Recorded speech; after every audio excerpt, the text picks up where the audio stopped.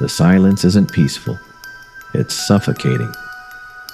Your phone sits quiet for days not because you're busy, but because no one's reaching out.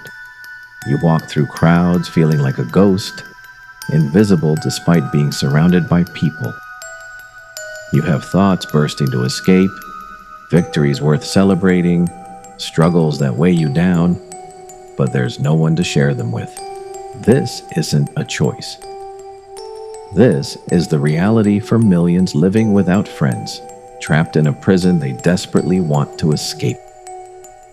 You might think these are antisocial loners who prefer being alone, but that assumption couldn't be more wrong. The truth is far darker and more complex.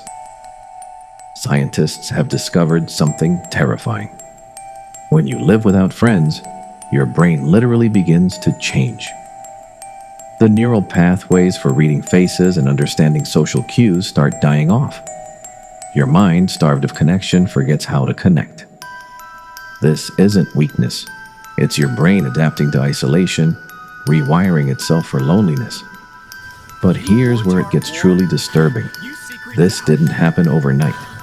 It started small, maybe with being picked last in childhood games, a betrayal by someone you trusted, or friends who disappeared without explanation. Each wound taught your brain a lesson. Vulnerability equals pain. Trust leads to disappointment. Opening up invites rejection. So your mind built walls. Not consciously, but automatically like a reflex. These walls were meant to protect you, but now they're your cage. The cruel irony? People without friends often understand human behavior better than anyone else.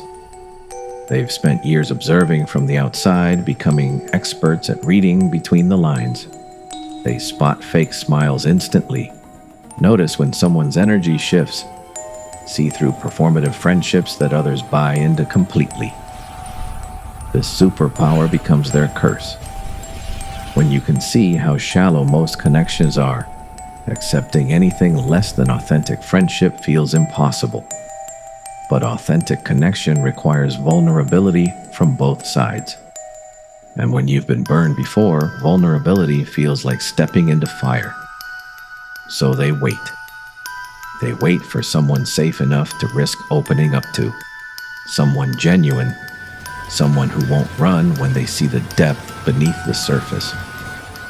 But while waiting for this perfect person, they appear cold and distant to others, accidentally pushing away the very connections they're dying for. The walls meant to protect them become the reason they stay alone.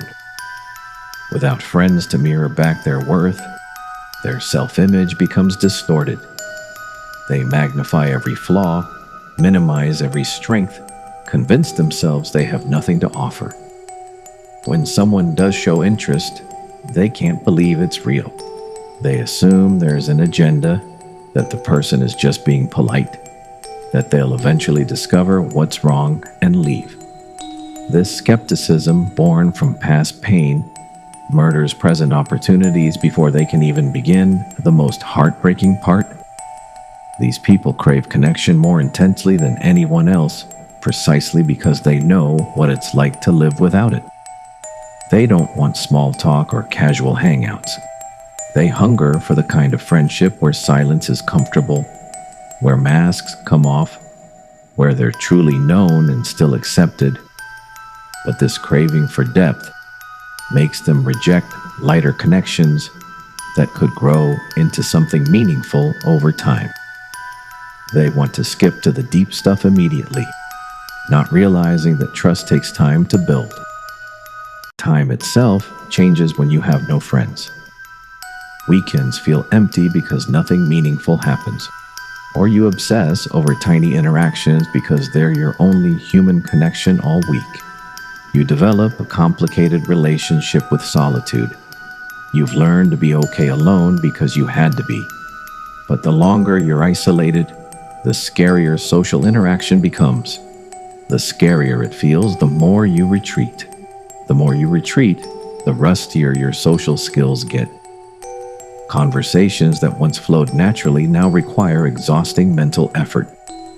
You overthink every response, analyze every facial expression, second guess your timing.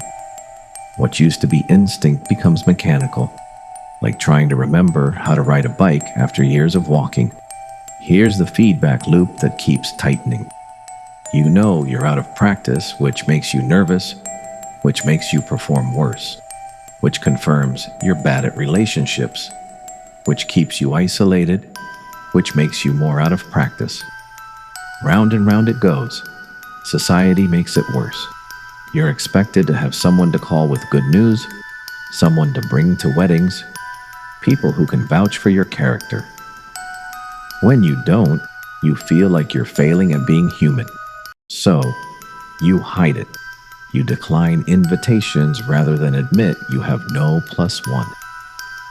You create excuses to avoid group activities. You learn to deflect questions about your weekend. This constant performance of having a social life when you don't is exhausting and pushes you further from real connection.